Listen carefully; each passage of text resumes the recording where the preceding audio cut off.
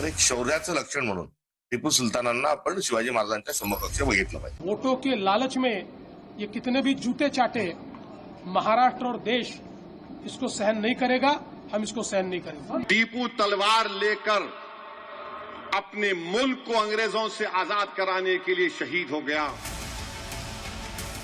यूं तो टीपू सुल्तान को भारत के गौरव के लिए याद किया जाता है। उन्होंने अंग्रेजों से जंग की और उनकी सेना में कई हिंदू जिम्मेदार शामिल थे, जिन्होंने मिलकर भारत की अस्मिता के लिए जंग की। लेकिन इन दिनों मुस्लिम राजाओं को निशाना पर लेना जैसे सियासत का चलन सा हो गया है और बीजेपी इस चलन में बढ़ चढ़कर हिस्सा ले रही है। टीपू सुल्तान भारतीय थे और भारत के लिए हमेशा लड़े थे, लेकिन बीजेपी के कद्दावर लीडरान मुस्लिम नाम आते ही सियासी रंजिश में डूब जाते हैं। ताजा मामला महाराष्ट्र के मालेगांव का है, जहां मेयर दफ्तर में टीपू सुल्तान की तस्वीर लगाने को लेकर जो तनाजा शुरू हुआ था, उस पर बवाल बढ़ गया है। पहले तो टीपू की तस्वीर टांगने पर मुखालिफत हुई, लेकिन अब कांग्रेस के रियासती सदर ने टीपू सुल्तान की मवाजना शिवाजी महाराज से कर दिया। टिपू सुलतान हे एक शौर्य गाजवणारे एक योद्धे होऊन गेले, एक भारताचे भूमिपुत्र होऊन गेले। त्यांनी कधी कुठल्याही विषारी विखारी विचारांना त्यांनी जवळ केलं नाही, तर एक शौर्याचं लक्षण म्हणून टीपू सुल्तानांना आपण शिवाजी महाराजांच्या समकक्ष बघितलं पाहिजे। उधर टीपू सुल्तान का मवाजना महाराज शिवाजी महाराज से करने पर हर्षवर्धन सबकाल को मुखालिफत निशाने पर ले रहे हैं। सबकाल के खिलाफ बीजेपी नेता ने केस दर्ज कर दिया। उधर सीएम फडणवीस इस सियासी बयार में कहां पीछे रहने वाले थे। उन्होंने मामले की मजम्मत करते हुए कांग्रेस पर निशाना साधा। कांग्रेस के अध्यक्ष हर्षवर्धन सबकाल ने जिस प्रकार से छत्रपति शिवाजी महाराज की तुलना टीपू सुल्तान के साथ की है, हम इसकी निंदा करते हैं। उनको शर्म आनी चाहिए।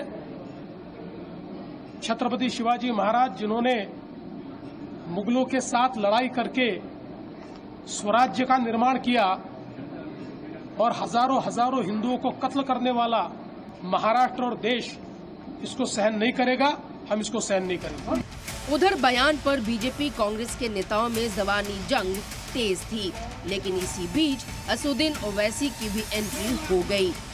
एआईएमआईएम सदर ने न सिर्फ टीपू को शहीद बताया और उनको कुर्बानी की जीती जागती मिसाल भी बताया। 99 में टीपू सुल्तान की शहादत हुई, अंग्रेजों से लड़कर टीपू की शहादत हुई। जेल में बैठकर टीपू तुम्हारे वीर की तरह 6 लव लेटर नहीं लिखा अंग्रेजों को मैं माफ कर दो, तुम जो बोले मैं करता हूं। टीपू तलवार लेकर अपने मुल्क को अंग्रेजों से आजाद कराने के लिए शहीद हो गया और अंग्रेजों को टीपू से इतना डर था कि 1.5 घंटे तक टीपू की लाश पड़ी रही। अंग्रेजों की फौज के घेरे में टीपू की लाश है, मगर डर रहे थे कि अगर शेर उड़ गया तो क्या होगा। जब जाकर देखे तो टीपू का जिस्म गर्म था। क्या ये बात सच नहीं है देवेंद्र फडणवीस साहब कि टीपू की लाश के पास से उसके पास से अंगूठी निकली सोने की, उस पे क्या लिखा हुआ था? राम। उस पर राम लिखा हुआ था। और 2014 में बर्तानिया में 1,40,000 पाउंड में उसका हर्राज हुआ। क्या ये बात झूठ है कि एपीजे अब्दुल कलाम ने अपनी किताब विंग्स ऑफ फायर में लिखा कि भारत मौजूदा जो मिसाइल टेक्नोलॉजी, रॉकेट टेक्नोलॉजी को आज कर रहा है, वो टीपू के ख्वाबों को हम पूरा कर रहे हैं। दरअसल ये पूरा तनाजा शुरू हुआ मालेगांव नगर निगम से, जहां सपा से उप महापौर निहाल ने अपने दफ्तर टीपू सुल्तान की फोटो लगाई थी निकाल दी और बीजेपी शिंदे गुट उसे हटाने की मांग करने लगे। जहां सपा से उप महापौर निहाल ने अपने दफ्तर में टीपू सुल्तान की फोटो लगाई थी और बीजेपी शिंदे गुट उसे हटाने की मांग करने लगे थे। ब्यूरो रिपोर्ट, सलाम टीवी।